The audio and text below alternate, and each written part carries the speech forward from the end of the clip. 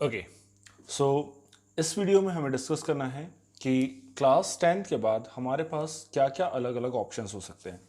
देखिए, बेसिकली हम जानते हैं कि अगर आप किसी बहुत ज़्यादा बड़े डेवलप्ड शहर से नहीं हैं, किसी बेसिक से सिटी से रह रहे हैं, तो आपके पास बहुत ज़्यादा स्कूल में ऑप्शंस अवेलेबल नहीं होते हैं कि आप कौन सा सब्जेक्ट चूज़ करेंगे। जो बेसिक या बेस्ट पॉसिबल ऑप्शंस आपके लिए होते हैं उसमें एक होता है आपका मैथमेटिक्स, दूसरा बायोलॉजी, तीसरा ह्यूमैनिटीज़ या आर्ट्स, और चौथा जो आप आर्ट्स के बाद कॉमर्स को कंसिडर करते हैं।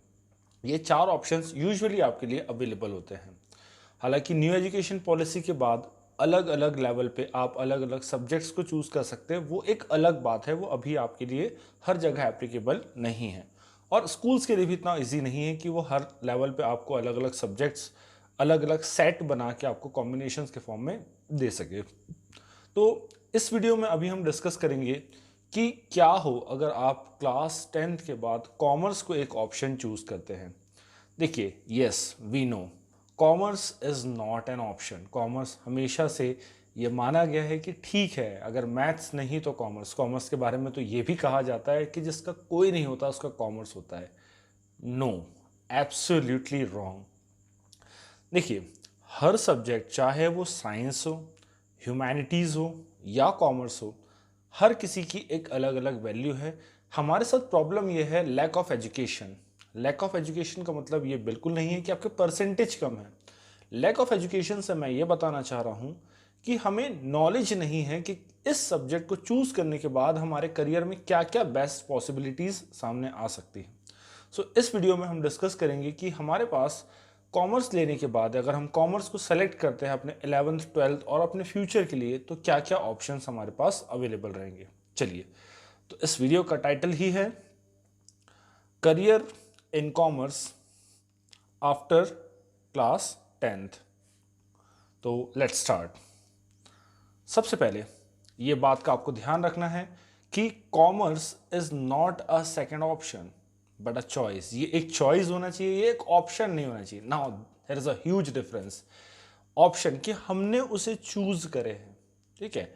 ऐसा नहीं है कि बिल्कुल हमने अगर उसको चूज करे हैं तो किसी सोच के साथ कि हम इसके साथ ये करना चाहते हैं, इसके बाद ये करना चाहते हैं। एक लास्ट ऑप्शन कॉमर्स आपके लिए नहीं होना चाहिए। कुछ हार्श रियलिटी में आपको बता दूं, बहुत से स्टूडेंट्स आप में से ऐसे हैं जिनको यार मैथ्स नहीं बनता, चलो कॉमर्स ले लेते क्योंकि उसमें मैथ्स नहीं होता। ठीक है, केमिस्ट्री नहीं बनती, ठीक है, कॉमर्स में केमिस्ट्री भी नहीं है। हमें बायोलॉजी नहीं पढ़ना है क्योंकि उसमें टर्मोलॉजीज काफ़ी डिफिकल्ट होती है, शब्दों का प्रोनाउंसिएशन करते सही से नहीं आता है, चलो ठीक है कॉमर्स ले लेते। सो कॉमर्स को एक लास्ट ऑप्शन बना के आपको नहीं चलना है। कॉमर्स के लिए वो जो कहावत कही गई है कि जिसका कोई नहीं होता उसका कॉमर्स होता है, नो। हमें थोड़ा सा सोचना है कि कॉमर्स को हम अगर एक चॉइस के फॉर्म में रखते हैं तो उससे हमारे पास क्या क्या ऑप्शंस अवेलेबल हो सकते हैं। जैसे साइंस अगर टफ है तो चलिए कॉमर्स ले लेते हैं। ये एक हमेशा से स्टूडेंट्स का, मैं इतने सालों से आजमाता आया हूँ, ये एक रहा है, एक पैटर्न चलता आया है कि कुछ नहीं तो कॉमर्स। और हमारे टाइम में when I opted for commerce, तब भी 70% टू 80% स्टूडेंट्स का यही था कि यार हमें मैथ्स नहीं बनती, हमें मैथ्स नहीं करना है। ठीक है, फिजिक्स में इंटरेस्ट आता है, that's a interesting subject, but नहीं, हमें मैथ्स नहीं बनती, हमें केमिस्ट्री नहीं बनती, हमें बायोलॉजी नहीं बनती, तो हम कॉमर्स लेंगे, नो। तो इस वीडियो में आगे हम डिस्कस करेंगे कि कॉमर्स लेने से आपके पास क्या क्या दरवाजे खुल जाते हैं, क्या क्या कोर्सेज आप कर सकते हैं, वो सब चीज़ें हम डिस्कस करेंगे। और पिछले कुछ सालों में, in the recent past, commerce का एक अलग ही वैल्यू हो गया है। अब कॉमर्स के स्टूडेंट्स को आप हर जगह देख सकते हैं, वो अच्छे प्रोफेशनल कोर्सेज कर रहे हैं, उनका पे स्केल अच्छा खासा है। तो चलिए, क्या क्या न्यू डायरेक्शन है कॉमर्स के स्टूडेंट्स के लिए, उन पे हम आगे चर्चा करेंगे। ओके, अब कॉमर्स में देखना क्या है, हमें सब्जेक्ट्स क्या पढ़ना होता है। देखिए, commerce let's you enter the business and management world. Commerce अगर आप चूज करते हैं तो आप एक बिजनेस वर्ल्ड में, एक मैनेजमेंट वर्ल्ड में एंटर होते हैं। मैंने बिजनेस वर्ल्ड कहा, इसका मतलब ये बिल्कुल नहीं है कि आप एक बिजनेस खोले, एक दुकान खोल के बैठ जाए। क्यों? बिजनेस तो अंबानी भी कर रहे हैं, अदानी भी कर रहे हैं, टाटा, बिरला, ठीक है, आप एलन मस्क की बात कर ले, they are also doing business. So क्या ये किसी दुकान के सामने बैठे? No, because they are good at managing the things, ये चीज़ों को मैनेज करना बेहतर जानते हैं, that is why they are the multi billionaires. वो आज अरबों में कमा रहे हैं, करोड़ों में कमा रहे हैं। क्या कारण है? Because they learn how to manage the things. और ये सब चीज़ें आप पढ़ते हैं कॉमर्स में। अब स्टेप बाय स्टेप देखते हैं। सबसे पहले ये देखते हैं कि कॉमर्स में सब्जेक्ट्स क्या क्या रहते हैं, या एक्चुअली कॉमर्स होता क्या है। जी, commerce is basically the study of trade, business and marketing activities, right. Commerce क्या है? ट्रेड यानी व्यापार कैसे किया जाता है, बिजनेस उसमें और भी कुछ चीज़ें ऐड हो जाती है, मार्केटिंग क्या होनी चाहिए, बहुत सारी चीज़ें इसमें आपको पढ़ना पड़ता है कि ये सब चीज़ें एक मिक्सअप होके आपका कॉमर्स बनाती हैं, ठीक है। तो कॉमर्स में बिजनेस, ट्रेड, मार्केटिंग एक्टिविटीज़, ये सारी चीज़ों को पढ़ा जाता है। फिलहाल हमें जानना है कि हमें क्लास 11th और 12th में क्या सब्जेक्ट्स मिलेंगे, उन सब्जेक्ट्स में क्या होगा, हमें क्या पढ़ना है, हम आगे देखते हैं। 11th एंड 12th में क्या सब्जेक्ट्स होते हैं। यस, देखिए, आपके जो ऑप्शनल सब्जेक्ट है कि एक आपका मैंडेटरी सब्जेक्ट, अगर आप सीबीएसई से है या स्टेट बोर्ड से है तो इंग्लिश यूजुअली वहाँ पे रहता है। उसके अलावा हिंदी या फिजिकल एजुकेशन या कुछ और, वहाँ पे मैथमेटिक्स भी आप एक ऑप्शन ले सकते हैं। अगर आपको मैथ्स लेना है तो मैथ्स भी आपके लिए एक अच्छा ऑप्शन होता है, वहाँ पे आप मैथ्स चूज़ कर सकते हैं। उसके अलावा जो मैंडेटरी, जो इंपॉर्टेंट सब्जेक्ट्स आपको पढ़ने हैं कॉमर्स में, जिनके कारण कॉमर्स एक्चुअली कॉमर्स कहलाता है, वो सब्जेक्ट्स क्या है। First, accountancy. हर बिजनेस में जो भी लेन देन होता है, जो भी ट्रांजैक्शंस होते हैं, उनको ओरली याद नहीं रखा जा सकता, तो उनको रिकॉर्ड किया जाता है। उनको रिकॉर्ड करने की एक मेथड होती है ताकि कोई भी आराम से उसको आसानी से समझ सके। ऐसा भी नहीं है कि एक रफ पेज में या एक कॉपी में या एक कंप्यूटर में एक्सेल शीट बना के आप उसको रिकॉर्ड कर लें। नो, उन ट्रांजैक्शंस को, उन बिजनेस की लेन देन की जो एक्टिविटीज़ हुई है, daily day to day activities हुई है, उनको रिकॉर्ड करना है। कैसे सिस्टमेटिकली रिकॉर्ड करना है, उनको रिकॉर्ड करने से हमें आगे फ्यूचर में ग्रोथ के क्या ऑप्शन मिलेंगे हमारे बिजनेस में, कैसे उसको स्टडी कर सकते हैं, कैसे उसको एनालाइज कर सकते हैं, ये सारी चीज़ें आप पढ़ते हैं किसमें, अकाउंटेंसी में। सो अकाउंटेंसी है क्या? It is concern with the financial information about a business entity. ये एक बिजनेस की फाइनेंशियल इंफॉर्मेशन देता है and tells about the financial health of a firm. अब यहां मैं एक छोटा सा एग्जांपल दूं। फॉर एग्जांपल, मेरे सामने दो कंपनियां हैं। कंपनी एक तरफ है आपकी टाटा और दूसरी तरफ है आपकी, मान लो एक कोई कॉमन सी कंपनी सत्यम कंप्यूटर्स मान लो। मैंने देखा कि टाटा पिछले 5 साल से कंटिन्यूअसली अपना प्रॉफिट कमा रही है। सत्यम कंप्यूटर्स ऐसी है, कभी प्रॉफिट कभी लॉस, कभी प्रॉफिट कभी लॉस। अब मेरे सामने दोनों कंपनी की इंफॉर्मेशन है। मुझे अपना पैसा लगाना है ताकि मैं अपना पैसा इन्वेस्ट कर सकूं। इन्वेस्टमेंट कोई भारी भरकम शब्द नहीं है, मुझे इन्वेस्ट करना है। चूंकि मेरे पास इस कंपनी ने, टाटा कंपनी के और इस कंपनी ने, सत्यम कंप्यूटर्स के अकाउंट्स मौजूद थे, उनकी बैलेंस शीट, ये बैलेंस शीट एक टर्म है कि उनके जो भी फायदे नुकसान सब कुछ मेरे सामने थे। मैंने देखा यार टाटा कंपनी ज़्यादा अच्छा मुनाफा मुझे दे सकती है, प्रॉफिट मुझे दे सकती है, so I will go with Tata company. तो accountancy is basically recording all the transactions, हर एक चीज़ को रिकॉर्ड करना, कैसे उसको लिखा जाता है, उसके लिए क्या रूल्स रेगुलेशंस होते हैं। बड़ा सिंपल होता है, बस आपको कुछ चीज़ों का ध्यान रखना होता है, ठीक है। ओके, हाँ, इसमें थोड़ी बहुत मैथ्स होती है। कैसी maths? Plus, minus, multiply, divide. ये मैथ्स आपको जिंदगी में हर जगह मिलेगी, इसलिए it is not maths, it is the basic part of maths. तो इससे डरे ना, ठीक है। यहाँ पे आपको trigonometry, geometry, mensuration, shirts and dices, ऐसा कुछ भी नहीं मिलेगा। इतना कुछ भी वहाँ पे आपको नहीं मिलेगा, सिर्फ plus, minus, multiply, divide, that's it. Next, अगला सब्जेक्ट आता है इकोनॉमिक्स। भाई साहब, ये सब्जेक्ट तो ऐसा है, अगर आपने इसको पढ़ लिए ना तो आपको ये समझ लीजिए सरकार ने अगर कुछ चेंजेस की हैं, जैसे अभी रिसेंटली 2000 के नोट बंद किए हैं, अगर आप इकोनॉमिक्स का सही नॉलेज रखते हैं तो आपको पता रहेगा कि सरकार की क्या सोच है, सरकार ने क्यों, गवर्नमेंट ने क्यों ये 2000 के नोट बंद करी है, इसके बाद क्या ऑप्शन रहेगा, गवर्नमेंट क्या क्यों ये कर सकती है, क्या पावर्स है गवर्नमेंट की, सब कुछ अगर आप पढ़ते हो तो आप इकोनॉमिक्स के बेसिस पे ही ये सारा कुछ आराम से एनालाइज कर सकते हो। सो इकोनॉमिक्स आपकी डे टू डे लाइफ में बहुत इंपॉर्टेंट रोल प्ले करता है, ठीक है। इसमें जैसे नेशनल इनकम हो गया, ये कोई प्रोडक्ट बन रहा है, इसका डिस्ट्रीब्यूशन हो रहा है, कंजम्पशन हो रहा है, गुड्स एंड सर्विसेज क्या होती है, ये सारी चीज़ें आपको इकोनॉमिक्स में देखने को मिलती है। अच्छा, एक चीज़ बताऊं, इसमें भी लॉज होते हैं, जैसे आपके लॉ ऑफ ग्रेविटेशन, ठीक है, लॉ ऑफ थर्मोडाइनेमिक्स। इसके लॉज कैसे, एक छोटा सा एग्जांपल देता हूँ ताकि आपके मन से डर निकल जाए इकोनॉमिक्स का कि यार ये लॉज जो होते हैं इतने भारी भरकम थ्योरम। नो, एक लॉ है, लॉ ऑफ डिमांड, कि अगर किसी प्रोडक्ट का प्राइस बढ़ेगा यानी कीमत बढ़ेगी तो कस्टमर उसको कम खरीदेगा, राइट। प्राइस बढ़ा, कस्टमर उसको कम खरीदेगा यानी डिमांड कम करेगा। अगर सस्ता हुआ, प्राइस कम हुआ तो कस्टमर उसकी ज़्यादा डिमांड करेगा। फॉर एग्जांपल, सेलफोन सस्ते हो गए तो हम सोचेंगे यार चलो ज़्यादा सेलफोन्स या ज़्यादा कस्टमर्स सेलफोन्स लेना चाहेंगे। कपड़े सस्ते हो गए, इसका सबसे अच्छा एग्जांपल, सेल जब लगती है, सेल लगती है तो प्राइस गिरते हैं तो लोग ज़्यादातर कपड़े लेना चाहते हैं। तो ये है लॉ ऑफ डिमांड, ये एक लॉ है। अब आप बोलोगे ये क्या लॉ है, ये तो हम डेली आए दिन अपनी ज़िंदगी में देखते हैं। तो यही चीज़ आपको इकोनॉमिक्स में है, ऐसे ही लॉज आपको है।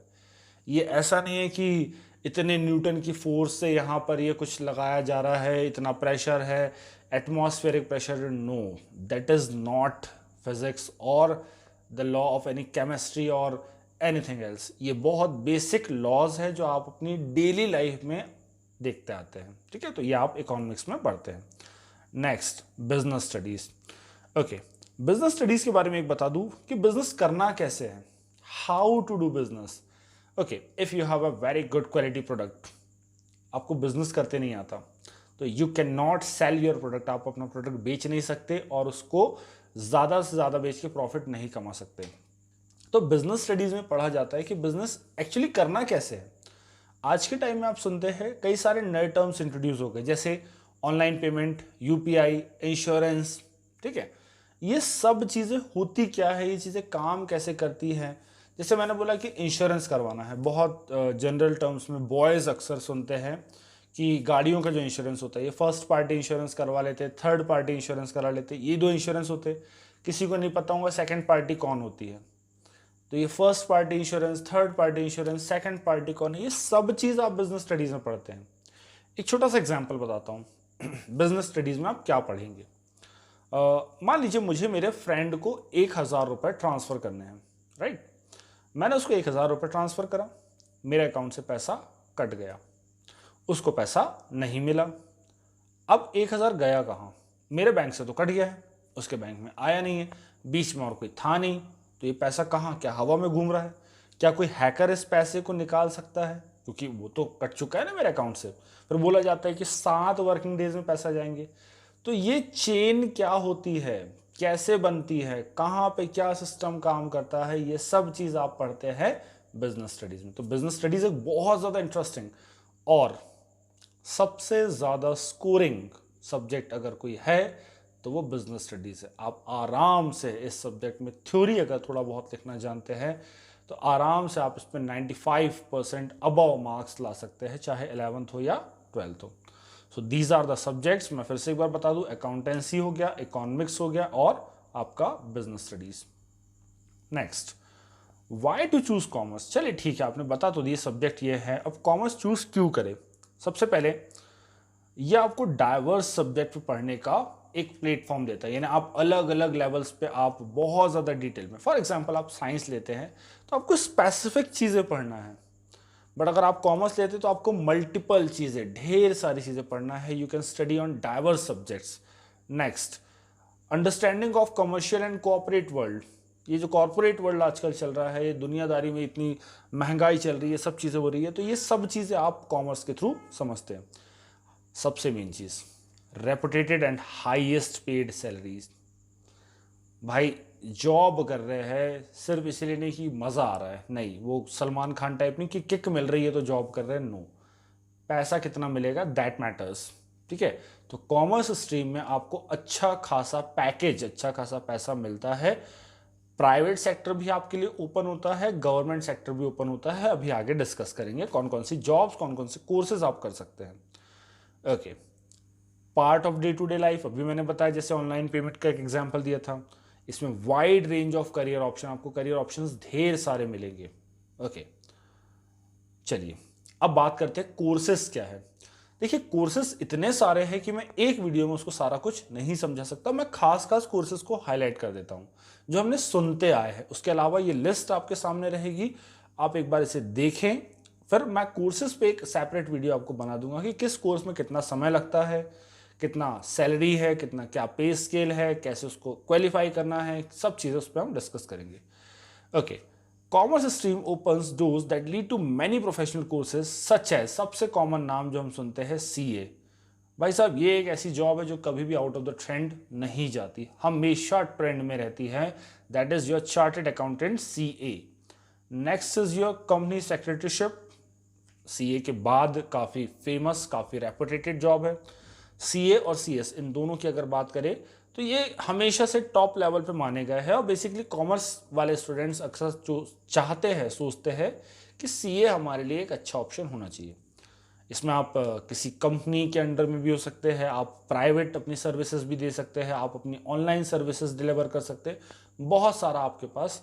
और सीए तो मैं कहूँगा लीगल तरीके से टैक्स चोरी कैसे करना है ये आपको सिखाता है।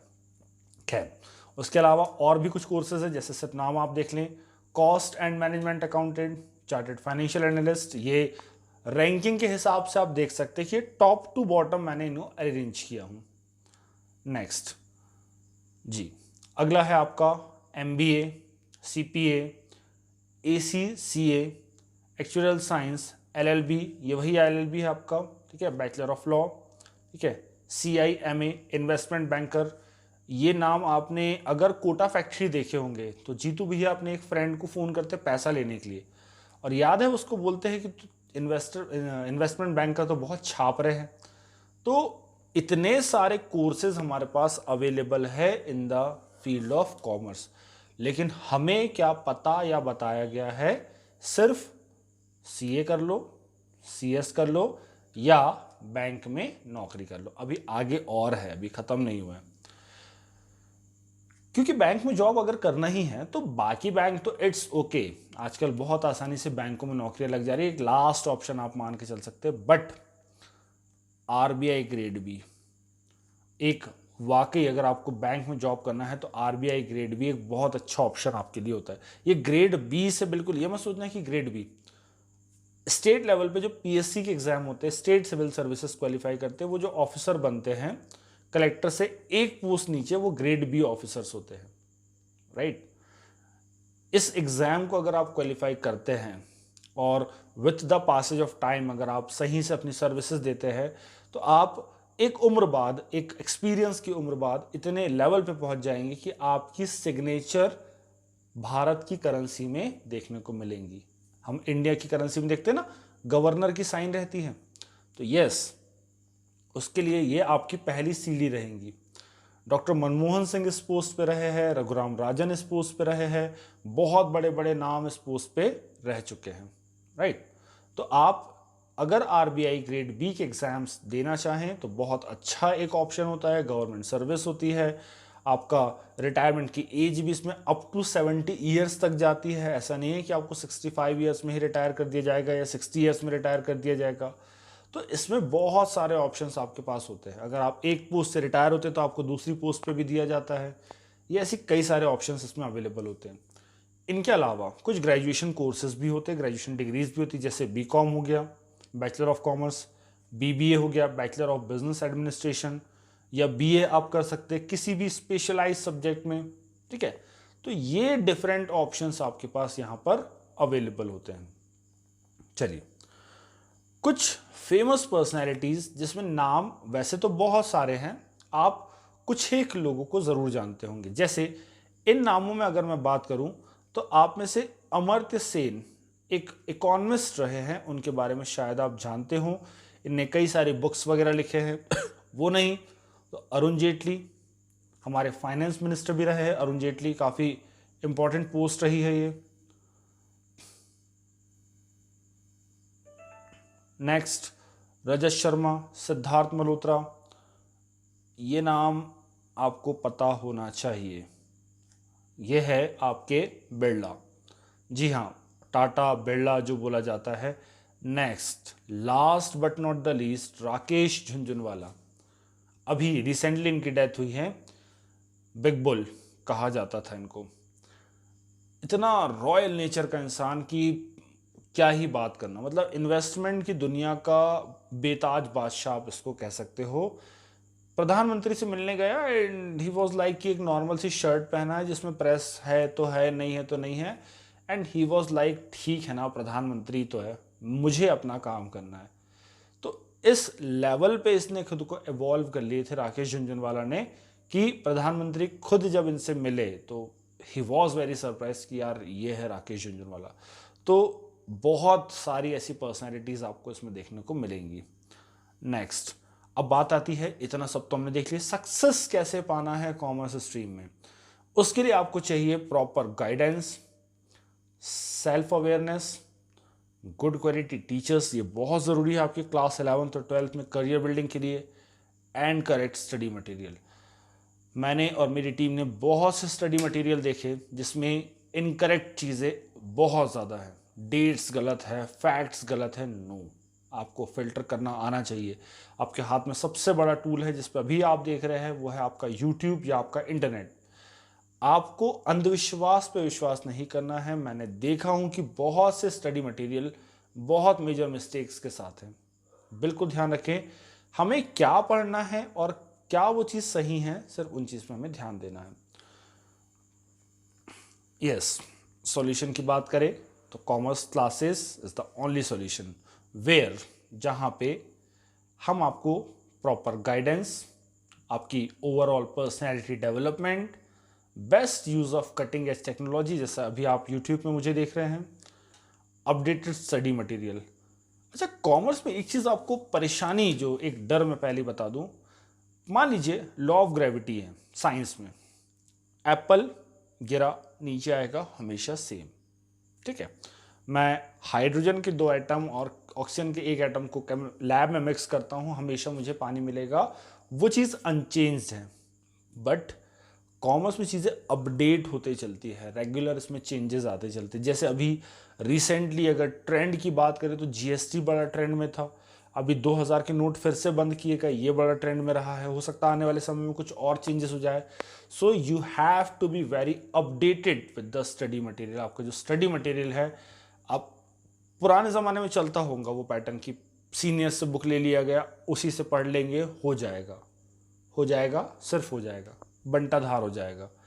नहीं, आपको अपने स्टडी मटेरियल को भी बहुत ज़्यादा अपडेटेड रखना है कि वही चीज़ें पढ़ना है। क्या ये चीज़ रिसेंट चेंजेस के हिसाब से बनी है या नहीं बनी है, क्या इसमें हमारे काम की चीज़ें है या नहीं है। अगर नहीं, छोड़ दो, बिल्कुल छोड़ दो, नाव बना दो, बिल्कुल कोई मतलब नहीं उसका। इसके अलावा video lectures, we will provide you different video lectures. Next, 100+ revision test including FLTs यानी फुल लेंथ टेस्ट। कोई भी एग्जाम आप दो, चाहे आप साइंस स्ट्रीम से हो या कॉमर्स स्ट्रीम से, खुद एक बार सोच के बताइए। अभी आप रिसेंटली 10th के एग्जाम दे के आए हैं और जिन्होंने 12th के एग्जाम दिए हैं, उन बोर्ड के एग्जाम में आपने जो 3 घंटे बैठ के फुल फ्लेजेड एक एग्जाम दिए हैं, उसकी प्रैक्टिस कितने बार की है जो आपका करियर डिसाइड कर रहा है। 1 या 2 बार, वो भी प्री बोर्ड्स में, या एक आध बार और कभी बैठ के। मैं कह रहा हूँ एक पूरा एक ऐसा माइंडसेट कि हम बैठे हैं तो हम सिर्फ एग्जाम हॉल में बैठे हैं, उस चीज़ की प्रैक्टिस हमारे साथ नहीं होती। कई लोगों को मैंने देखा हूँ, कई स्टूडेंट्स मुझे बताते हैं कि वो बनते क्वेश्चंस को बिगाड़ के आ जाते हैं, और कई जो एग्जाम हॉल में बड़े चिल होके बैठते हैं, वो बिगड़ते हुए क्वेश्चंस को बना के आ जाते हैं। तो हमें उस सिनेरियो को इमेजिन करना है जहां हम बिगड़ते हुए क्वेश्चंस को बना के आए। तो इस बात का ज़रूर ध्यान रखें कि आपके लिए रिवीजन टेस्ट जो होते हैं वो बहुत ज़रूरी है। उन टेस्ट की मॉनिटरिंग बहुत इंपॉर्टेंट होता है कि हमने टेस्ट तो दे दिए, क्या हमें कोई इंप्रूवमेंट है, पता लगा हमने पहला जो टेस्ट दिया और आज 50वां टेस्ट दे रहे हैं उसमें सेम है, नहीं, उसकी हमें रेगुलर मॉनिटरिंग करना है।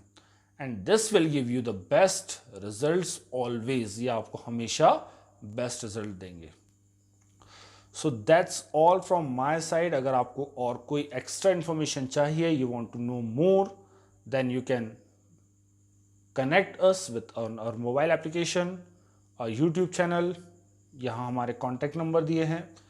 If any one of you wants to connect to us कि क्यों हम कॉमर्स लें, कॉमर्स में 12th के बाद क्या क्या ऑप्शंस हैं, तो feel free to contact us. Thank you.